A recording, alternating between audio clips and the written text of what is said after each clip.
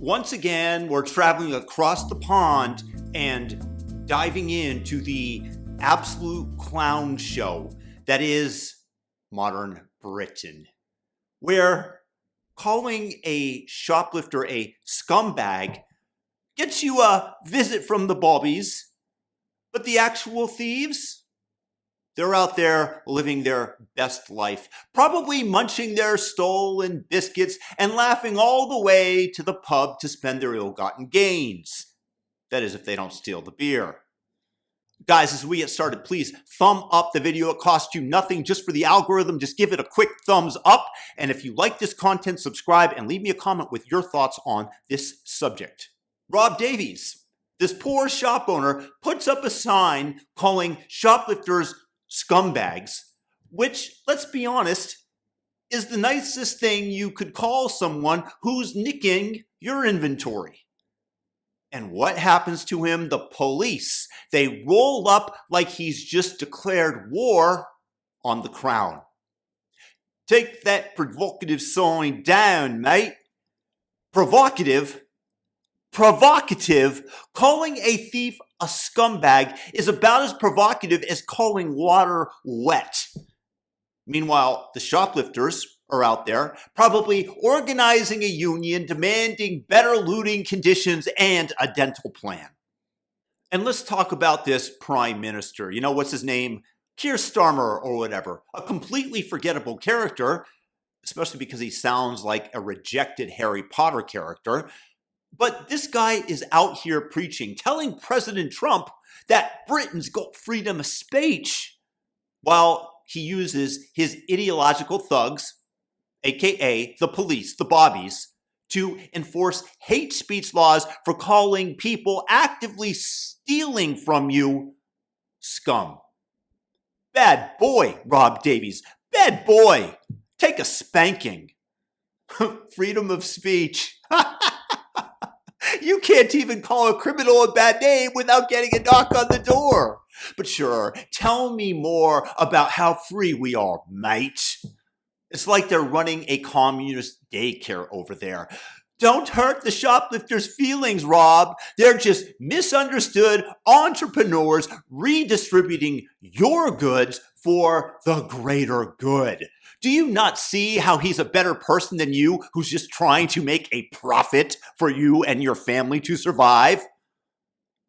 The next thing you know, the English government will be issuing shoplifters apology gift cards when the store owner calls them a name that hurts their little feelings.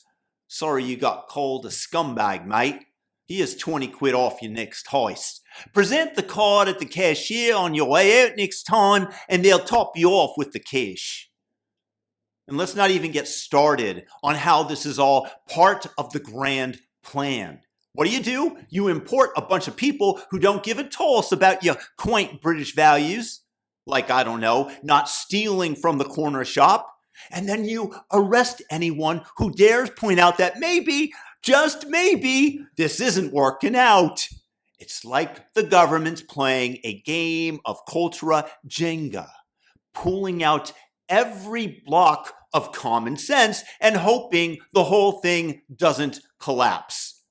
Spoiler alert, it's collapsing quickly. Sweden, they used to be the poster child for a high trust society. When I was there, I spent some time in Stockholm, and I would leave my bike unlocked, propped up by a tree next to my gym in the city, the center, and it was there every single time, along with every other Swedish person's bike. Now, good luck, it's probably halfway to Malmo being sold for parts. And England's sprinting to catch up. Don't leave us behind, Swedes! And then you have also Bangkok, where I lived for a good period of time. And my condo building was across the street, and there was a little alleyway where this woman from her little stand sold orchids and fruit. And she would leave and just leave her whole shop completely open, completely unlocked, like it was a buffet, and nobody touched a thing. Why? Because almost all Thais aren't out there playing Pinch the Orchid. Take this orchid back home. Ellie, you want to give me a hand here? Put that back. Okay. See you guys. And it's her fault when I take it. Or Saudi Arabia. You could leave your wallet in the car, you could roll the window down and have a neon sign pointing to it saying free cash. And you could leave for days at a time, and when you got back, it would still be there, untouched, all the cash inside of the wallet. Why? Well, at least partly because they're not messing around with their hand-shopping disincentives. Is it harsh? Sure. Is it effective? You bet your sweet falafel it is. Meanwhile, in Britain, they're like, oh, you stole a TV? Don't worry, we'll arrest the guy who called you a mean name when you were running away from him instead. This whole thing is just the government tightening the screws, turning Britain into a dystopian theme park where dissent gets you a one-way ticket to the gulag, but shoplifting gets you a pat on the back and a free scone. And the British people? They're waking up. 1 in 5, I'm not making this figure up, are saying that they'd get spicy with some political violence if this nonsense keeps up. And honestly, can you blame them? When your government is more worried about a shopkeeper's vocabulary than the fact that his shop is being looted into oblivion, turning England into an incredibly low-trust society, you're not living in a democracy. You're living in a Monty Python sketch gone wrong. So Rob Davies, my man, I'm urging you, keep that sign up. Call them scumbags, call them wankers, call them whatever you want, because it's an apt description.